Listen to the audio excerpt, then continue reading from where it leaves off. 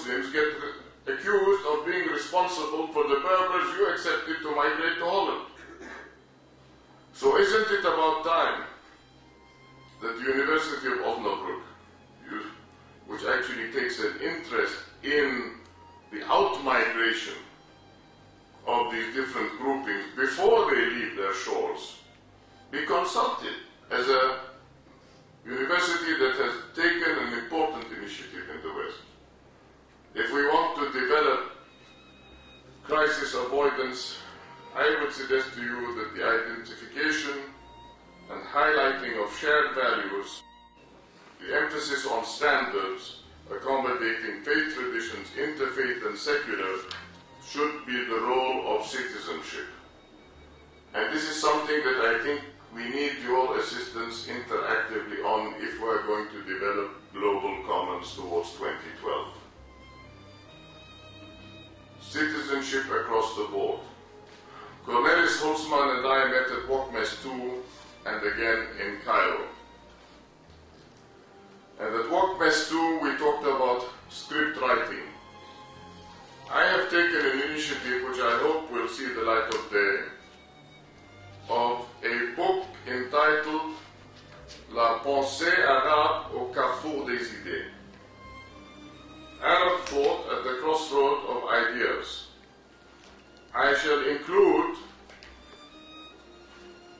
Arab Jews, Arab Christians and Arab Muslims to remind the world of the importance of the terra media.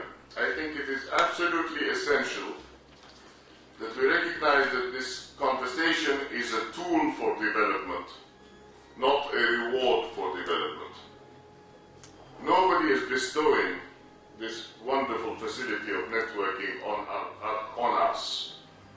We are being asked by being offered these facilities to offer new access to education for and by the people, even in the most remote regions. We saw you, Cornelis Holzmann, arm in arm with Egyptian Fallahi. We need to bring improved healthcare, help eradicate poverty, empower women and build sustainable communities.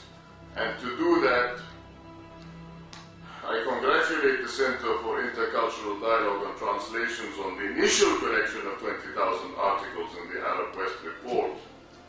But I ask myself, is this filtering down?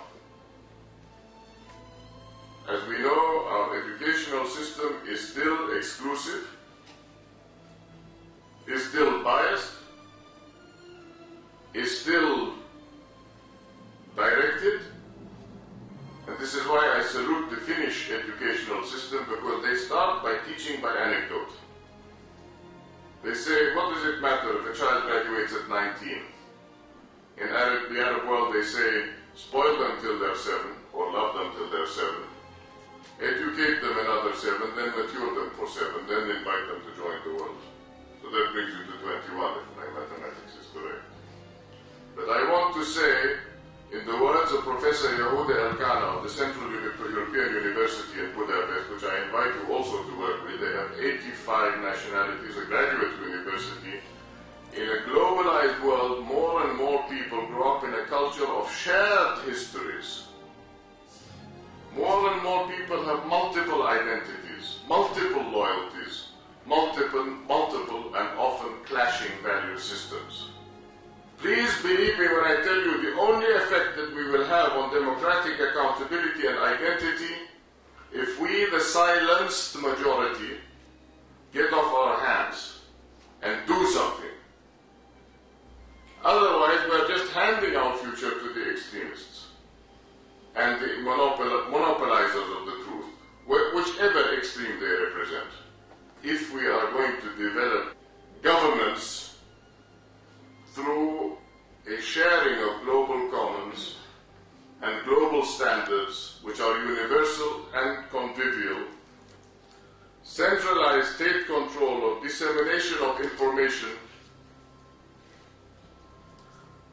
is the best way of saying to your population, because you are silenced, because you are irresponsible, because you are unempowered, please become fanatics tomorrow. i.e., fighting through our apathy and through our neglect and hot housing the fanaticism that we claim to fear. So it is not a question of a laptop for every child. It is not a question of mentioning illiteracy and shortages that genuinely exist in the world in international conferences. That is enough. What is the new vector for change is an initiative like ENAWU. ENAWU network of understanding starts with comprehension. As we say in Arabic, comprehension leads to understanding. Between Arabs and the West, and I think it is also a safeguard against our losing our most precious heritage, the heritage of a shared faith with all its glorious spiritual, intellectual, and cultural manifestations throughout more than 2,000 years. Noah created an ark for the salvation of humanity. Can we create an ark for the salvation of our common humanity? I believe in moving from a culture of existing and surviving to a culture of participating, if we have any hope of arriving at a culture of peace. Thank you, ladies and gentlemen.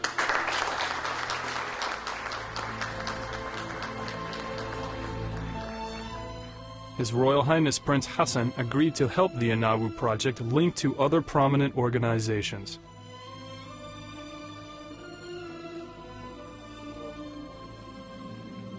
So